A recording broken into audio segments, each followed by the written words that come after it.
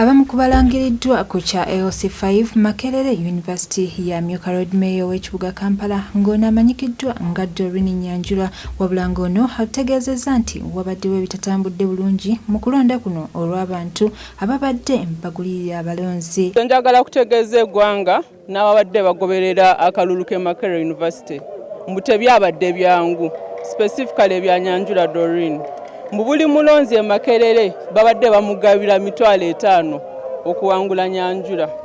Buli mulonzi o Makerere abacoordinators banga abasinga babawadde obukadde bubiri naye balemedde ku mulamwa ne basigala ku Nyanjula. Ono agamba nti mwetefuteefu okutambula ne bannabapya abalondeddwa ku lw'ensonga ey'okutambuza ekibuga Kampala. Tuubira baganda waffe oba mikwano gyaffe okuva mu NUP baagala eggwanga lyabwe.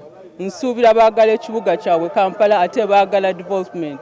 So nze sirabawo mbu tujja kulwana, nze ndowooza tujja kukwatira wamu tusaavinge bana Kampala oba tujja kukwatira wamu tusaavinge omuntu wa bulijjo. Mu balala abawangudde ekya AOC5 ye munnamawulire Emia Masembe ng'ono awangudde e Makindye West agamba nti azze kutuusaayo ensonga eziruma abantu wadde nga afunye okusoomoozebwa mu Barracks walondebwa naye kimuwadde essanyu n'essuubi okubanga yawangudde akalulu. Ebimu ku bye nasanze mu kalulu obuzibu ekitundu kyentwala mulimu Barracks. Barracks yatufukidde Barracks mutufukira Barracks nga abasirikale balonda bulonzi. Ba agent ne babagamba muderi buli omu ne bamugamba muderi nga buli ajje oyitawo buyisi notikinga ne bamala feze yasoose ne bakomo ne after lunch ku feze endala nekyewunyisera wenyirinnyo we babbidde ku Barracks n'abakubidde wa akalulu era ne Honorable Kyagulanyi bakubidde wa akalulu mwenje nnene. Ye munnabyamizannyo Gaddafi Jafar Kamya amanyikiddwa nga mafumafu ng'ono omuvuzi wa mmotoka za mpaka ng'ono yawangudde AOC5 Mulago Nsooba agamba nti ekimuwaliriza kwe kulaba ng'atuusa ensonga z'abebyemizannyo obutalekebwa mabega. Ekitone kyange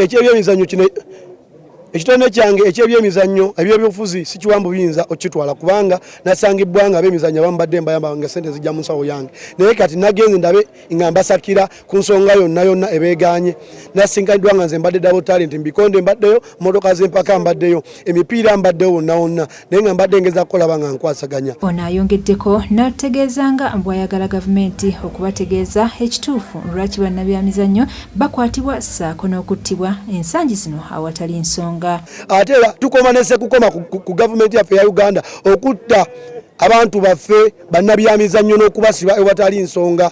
Yensonga lwaki twabasabye baveeyo batuwe obubaka obwava mu kutta kwa Zebula Mando lwakuba mwasinkanye mu kaseera ako twali mu kaseera kabyabone bino budde biwedde twagala kumanya ensonga eyattisa Zebula Mando. Wano mu Kampala ebifo by'abassentebe ekibiina ki NUP kyekyerisizza enkuuli era nga bano bakutuula ku State Hall okuteeseza abantu wansi wa Road Mayor Erias Lukwago gwe balangiridde olunaku olwaleero. Ramla Katumba ku STV Select ey'enjawulo.